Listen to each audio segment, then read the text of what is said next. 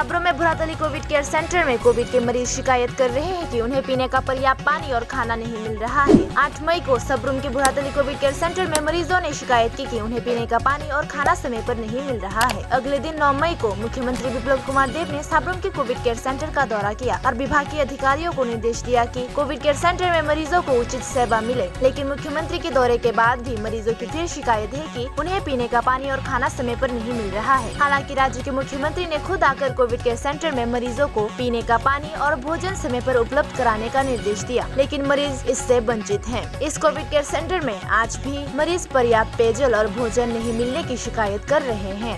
এখন বাজে একটা 17 বাজে, এখনো পর্যন্ত কোনো ডিনারের কোনো ব্যবস্থা নেই, কেউ কিছু আসছে না।